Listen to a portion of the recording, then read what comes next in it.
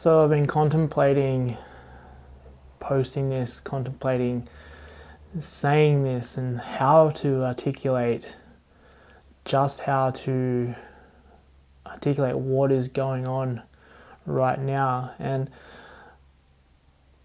it's such a hard thing to do in respect to the racial stuff, the black versus white situation that is occurring, and the amount of hatred and disgust that is happening in the world today.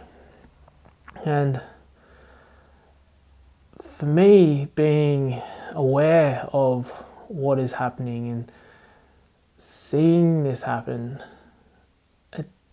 I draw on these experiences of my own personal life, of these times when growing up, my father, my uncles would sit around drinking and talk about how they'd been to the pub, and there was these black and white segregations to the pub.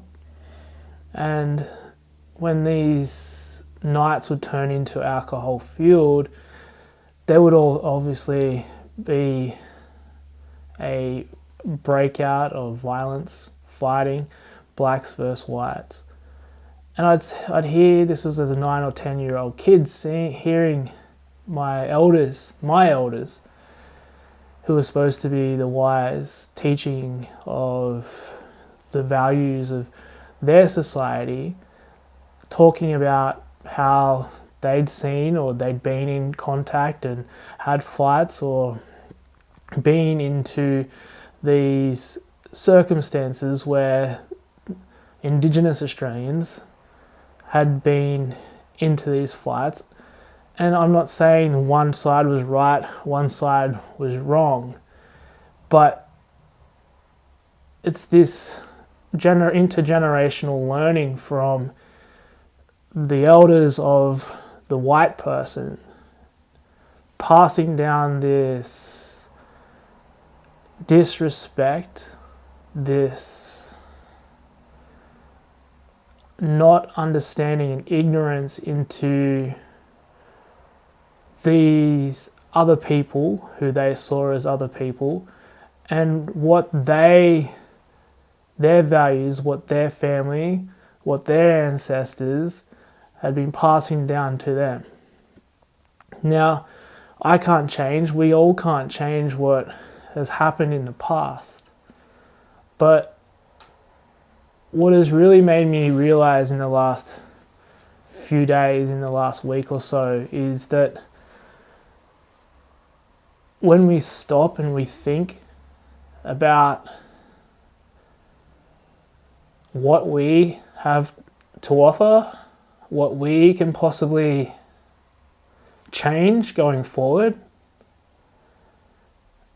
knowing full well, like back when I was a kid, I knew that wasn't right. But these people were my elders. They were people who I was looking up to. But it just didn't sit right then. It doesn't sit right now. So it's this point in time where we have this chance to, if we know, or we've been in that instance where you knew that doesn't sit right, whether it was a black, Asian, Indian slur against somebody else, who a white person or a black person talking about the other person, we have this opportunity now to rub that out. Someone bringing the other person down, talking down to them, dismissing them. We have this chance to stamp it out. And it's such an amazing point that we are at, because any children that are out here today who have a parent who is starting to wise up to the fact that this isn't right, we can't continue like this. We got to start to show love for all humanity. It's not just whites versus browns, blacks versus like yellow skin. It's everybody coming together. And there's a lot of people out there saying that at the moment, but the one thing that we can really start to unite on is, rather than having anger and further oppression of views, one side or the other, is the children of today need people who are going to show them that love for all humanity is what will get us over the line to, rather than being segregated any longer. Like, I can't wait to be a father that can actually show their children, my children, that the stuff that I saw and heard and was happening, and it was joked about, laughed about at Christmas time, this had happened, blah, blah, blah, that I don't have, that my children now have that chance to break that karmic loop, break that cycle, that intergenerational cycle. We're being faced today with the reality of, like, if we continue down the road that we are continuing on, that this ignorance was no longer bliss. And if we've had this chance to come together and be aware of where we sit, thinking about those instances in time that you could have potentially been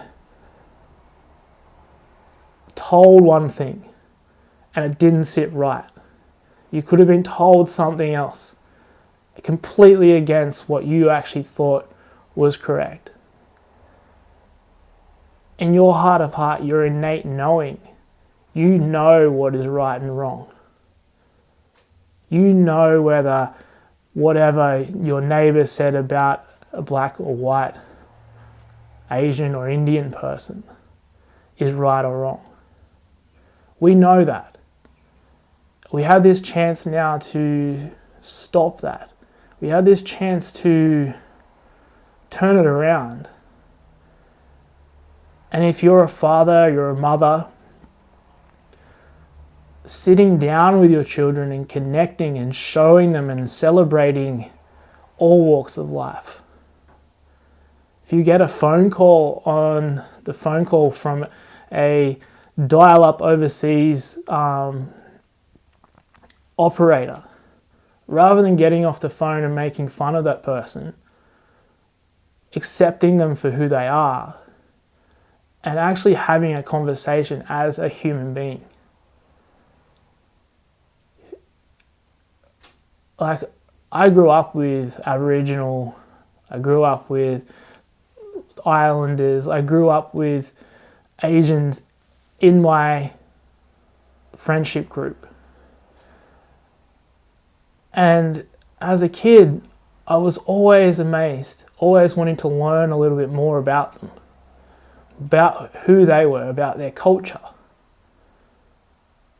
But there was also that thing in the back of my head where, hearing my ancestors, my teachers, my mentors, who were supposed to be my mentors, talking about these people who I knew to be completely different, talking about them, talking down to them. And that's where it has to stop. We can't keep talking down to people. We can't belittle them for their beliefs, taking their land. We are guests here. We need to celebrate the land that we have been allowed to come here and live on. Nobody owns it. Like, nobody here that was never a native here owns this land. And the fact of the matter is that we need to actually just embrace everybody. We don't have to go out and try and be their best friend, but we have this chance to change what we know, what we've been told to know. what we've been taught to know. That is where change will lie. It's our thing inside. It's our knowing, our innate knowing that what is right and wrong. When it makes you feel like shit and there's this thing in your throat and in your heart, that's your conscience, your innate knowing that it is not right. That is time to speak up or say, no, that's not right. And stand by it. You don't have to get into an argument with someone. You don't have to be hateful. You don't have to be hurtful. It's just standing up for what you know is right. And that's what I'm going to be teaching my children when we have children, is that we're all equal. We don't have to be us and them. There shouldn't be.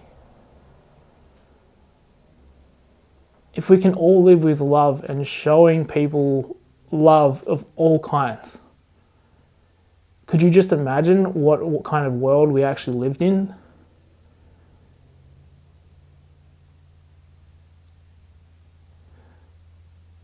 It's something that I really wish that we can really start to step into, even in the smallest of steps, just small steps. They don't have to be huge steps. If you're feeling overwhelmed, you don't have to do huge steps. If you've got a child at home and you're wondering how to help them, show them the love, connect with them, and embrace all walks of life. Teach them about that. If you're a parent of a generation where, like my generation, where the parents didn't really guide on, or didn't know how to guide in relation to Indigenous Australians, that's okay. Like, you were doing what you knew, but allowing yourself to realize that wasn't right and changing your way forward.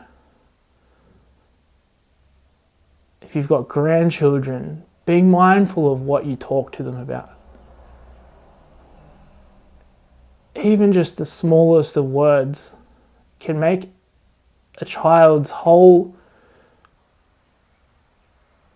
mindset on a certain race, color, or creed completely different to what they believe, what they see. They're the most innocent people around here, and we're exposing them to what we've been conditioned to,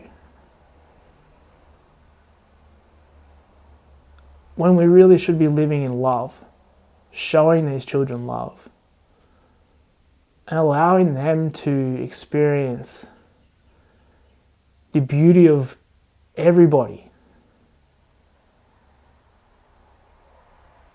So I'm going to leave it today with just urging anybody to just live into love a little bit more. Just really try and find those good points. It's where the magic really does lie. And it's something that I really wish that me as a white male could have been brought up with, because we wouldn't be here if my generation or the generation before had have been able to change that. So live into love, continue living into love, and teach the new generations coming forward, because they have the chance to break this cycle once and for all. Thank you.